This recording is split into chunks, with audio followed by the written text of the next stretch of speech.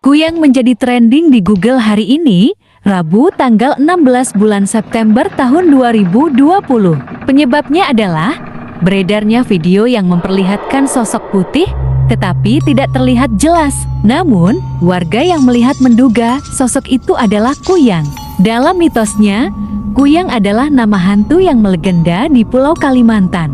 Biasanya berwujud wanita. Ia bisa melepas kepala dari bagian tubuhnya dan terbang bersama organ tubuhnya seperti jantung, hati, usus, dan ginjal. Apabila Kuyang terbang di malam hari, biasa ada semacam cahaya merah atau api kecil yang mengikutinya. Kuyang merupakan manusia biasa yang pada siang hari membaur dengan lingkungannya, tetapi ia akan bergentayangan ketika malam hari dengan membawa kepalanya saja. Karya Argo Wikanjati. Kuyang adalah manusia hantu yang suka menghisap darah bekas seorang ibu melahirkan, bahkan suka menghisap darah bayi yang baru dilahirkan.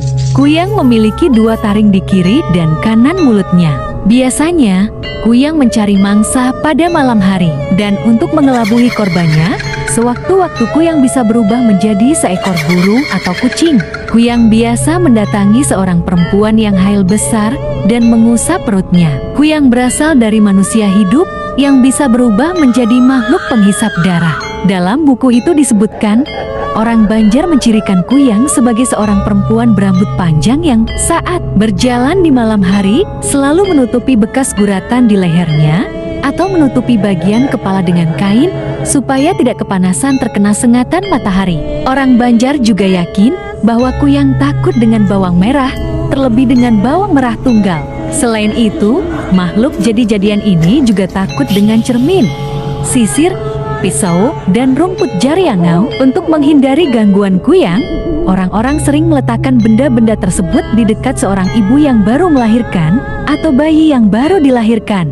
Umumnya, orang Banjar juga menggunakan tali ijuk sebagai tali ayunan bayi yang dipukul di bedong sehingga menutup bagian leher dan hanya kelihatan bagian wajah kepala. Tujuannya untuk mencegah dan makhluk halus.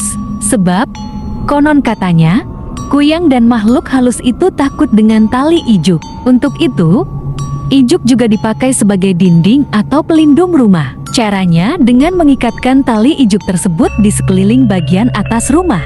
Biasanya, Kuyang yang melayang bersama organ tubuh bisa menempel di organ-organ dalam miliknya. Oleh sebab itu, orang-orang zaman dulu sering meletakkan deda atau tali ijuk di atap rumah. Saat sekolah, kegiatan pramuka pasti memiliki agenda jurit malam. Jurit malam sendiri bukan hanya ajang senior menakut-nakuti adik kelas, namun juga membantu agar siswa dapat membangun keberanian dari Anton. Panggilku padanya yang baru saja tiba.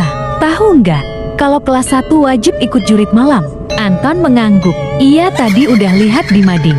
Kelas kita kebagian hari apa? Tanyaku. Kamis. Pas banget malam Jumat. Kalau Cindy, Sabtu dia mah, gak asyik banget dipisah-pisah gini. Jawab Anton lesu. Sebab dari awal dia ingin satu tim bersama gebetannya ketika jurit malam. Hari Kamis pun tiba. Ibu sudah menyiapkan berbagai macam keperluan yang kubutuhkan untuk menginap semalam di sekolah. Dari baju ganti, mie instan, obat nyamuk, hingga senter untuk kegiatan jurit malam. Awalnya aku tidak antusias saat tahu acara jurit malam hanya diadakan di sekolah, sebab sekolahku memang tidak begitu luas dan tidak ada kesan seramnya sama sekali ketika pagi hari. Namun ketika malam tiba dan lampu dipadamkan, aku seolah tidak mengenali lagi sekolahku. Selamat malam semua, sapa Kak Rido menyapa kami. Kak Rido merupakan ketua OSIS sekaligus bertugas menjadi pembimbing kami untuk malam ini. Hari ini kalian akan melakukan jurit malam. Udah tahu belum aturannya? Belum Kak, jawab anak. Belum Kak, jawab anak kelas 1 bersamaan. Emangnya kalian belum dapat bocoran dari anak kelas lain? Goda Kak Rido. Kami tertawa. Sebenarnya sudah banyak desas-desus beredar kalau acara jurit mal. Berdua keliling sekolah tanpa penerang apapun dan diminta melakukan list pada hantu apa saja yang ditemukan dan di ruangan apa. Hal ini dilakukan agar siswa benar-benar keliling. Nah sekarang, aku dan Anton langsung mengangkat tangan kami yang sudah bergandengan agar menunjukkan bahwa kami rekan satu tim. Setelah 5 menit menunggu, akhirnya satu persatu kelompok diminta berjalan keliling. Kita giliran keberapa, Ton?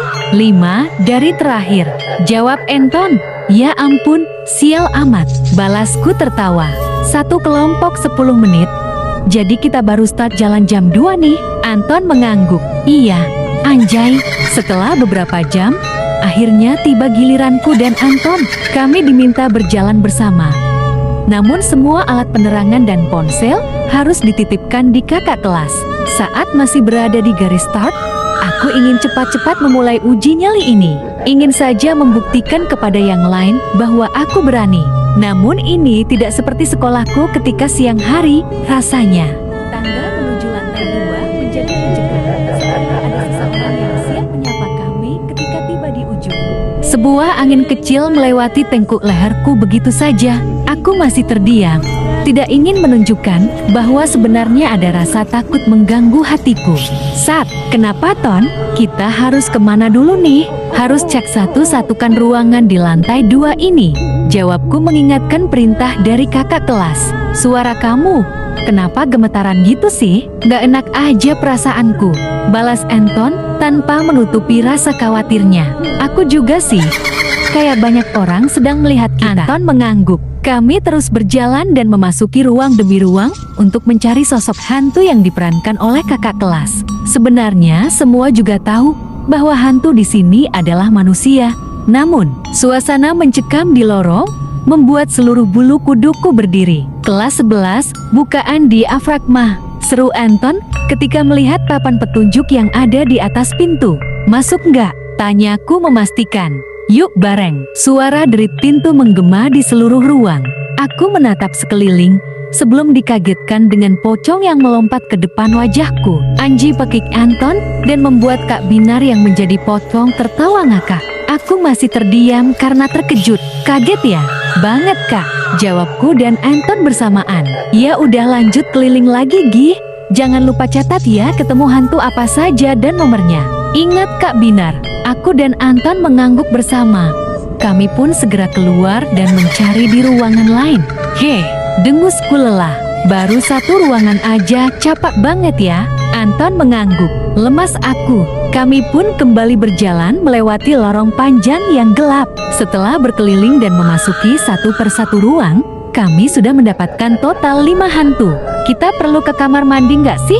Dibilang, semua ruangan di lantai 2 kan? Tanyaku memastikan. Iya sih. Ya udah kamu aja desat capek aku. Ih, cemen. Jawabku tertawa. Aku memberanikan diri berjalan mendekat ke arah kamar mandi.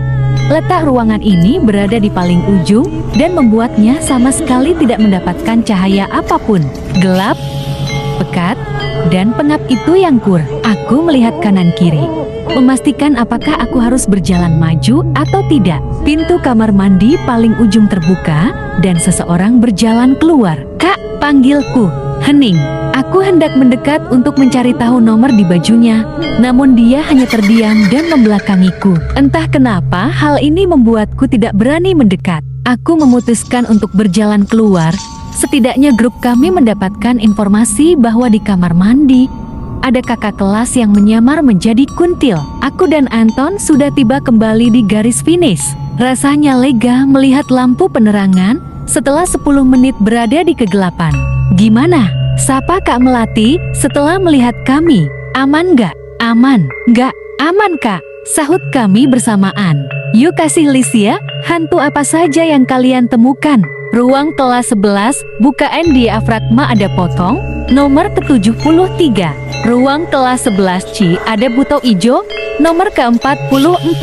Ruang lab biologi ada kuntilanak putih, nomor ke-13. Ruang komputer ada hantu satpam, nomor ke-54. Ruang kesenian ada tuyul, nomor ke-66. Terakhir saya lihat di kamar mandi, ada kuntilanak merah, tapi nomornya nggak kelihatan Kak. Lanjutku, melengkapi list kami. Tanya Kak Melati bingung. Di kamar mandi? Tanya Kak Melati bingung. Di kamar mandi?